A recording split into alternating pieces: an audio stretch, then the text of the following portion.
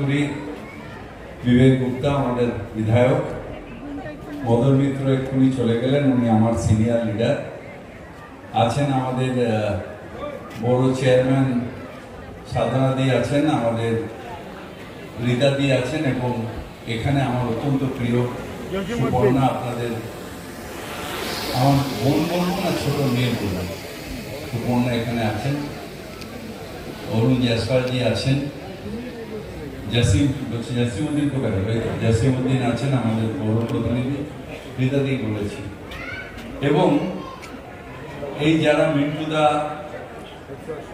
সুশান্ত দা থেকে আরম্ভ করে যারা বসে আছেন,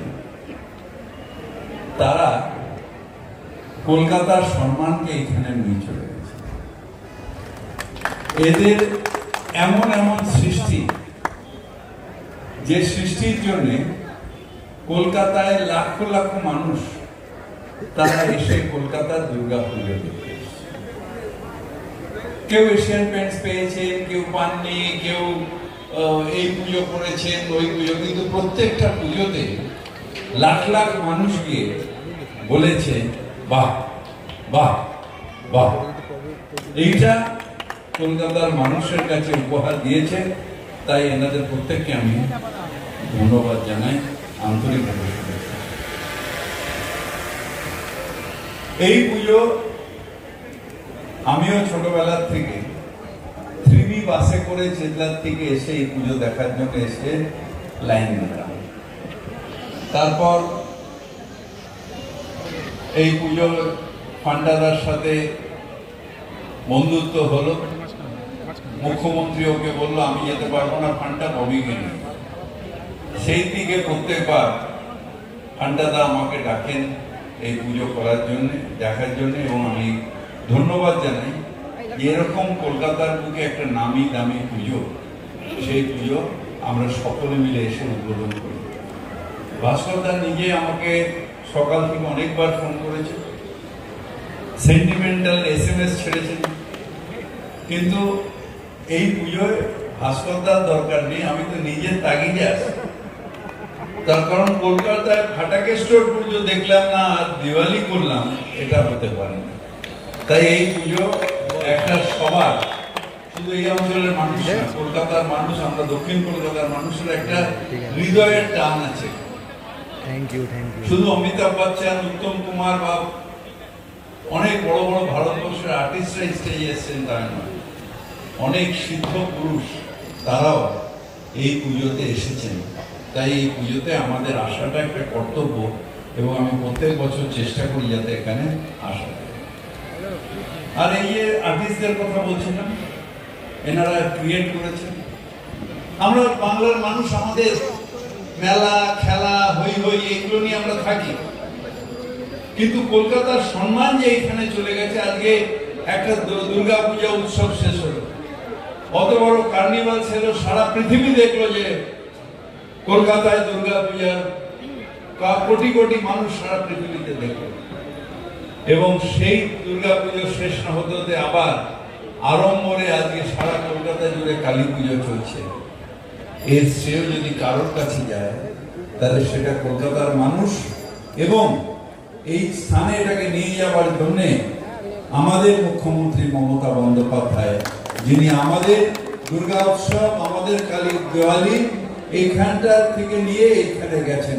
আমাদের বাঙালির অস্তিত্ব, বাংলার অস্তিত্ব, বাংলার গর্ব, সেই জায়গাটা আমাদের কাছে তুলে ধরেছেন, সারা পৃথিবীর কাছে তুলে ধরেছেন। তাই এই মঞ্চ থেকে আমাদের মুখ্যমন্ত্রী মমতা বন্দ্যোপাধ্যায়কে ধন্যবাদ জানাই। আপনাদের সবাই ভালো থাকুন। একটা পুজো যেটা না দেখলে দেওয়া কালী পুজো সম্পূর্ণ হয় না, সেই পুজো আমরা দেখতে আসবো, আমিও দেখবো। এটা যখন খুব ছোট ছিলাম আমি আসতাম 3B বাসে করে, অদ্ভুত লাগতো যে দোতলায় কালী ঠাকুর। আর এই পুজোটা দেখার জন্য সত্যি প্রচুর মানুষ সারা কলকাতা নয় সারা রাজ্য থেকে আসতো। তাই আপনাদের সবাইকে দীপাবলির আগাম শুভেচ্ছা জানিয়ে আমার বক্তব্য রাখছি। নমস্কার।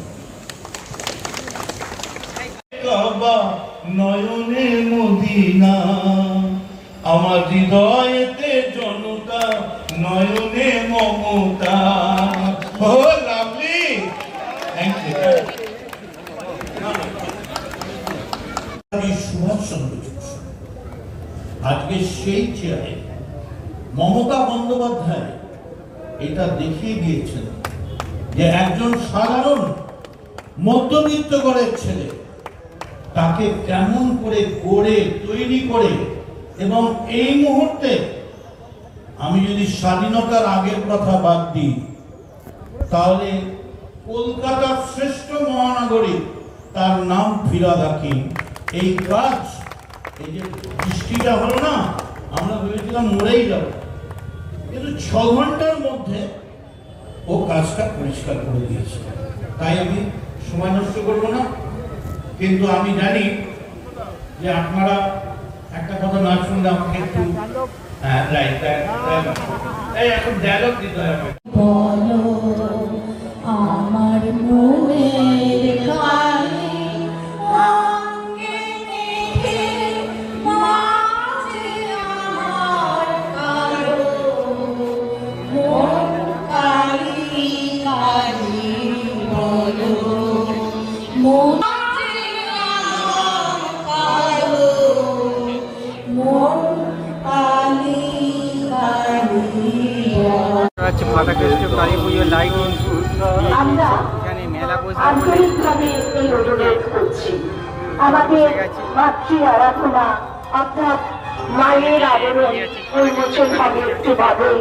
বিভিন্ন আনুষ্ঠানিক সাফল্যতার মাধ্যমে এবং আপনাদের সহযোগিতা একান্ত প্রয়োজন। ফাটাকেস্ট কালী অত্যন্ত পুরনো একটা কালী পুজো যাতে অন্তর থেকে শুরু করে সবাই আসতো, আর আমাদের শ্রদ্ধেয় এখনো আছে। কৃষ্ণচন্দ্র দত্ত অর্থাৎ আমরা যাকে ফাটাকেষ্ট নামে জানি, সেই শ্রদ্ধেয় কেষ্টদার যে শ্যামাঙ্গ জোড়ে ট্রেন যাচ্ছে। আপনাদের সহযোগিতা আমাদের একান্ত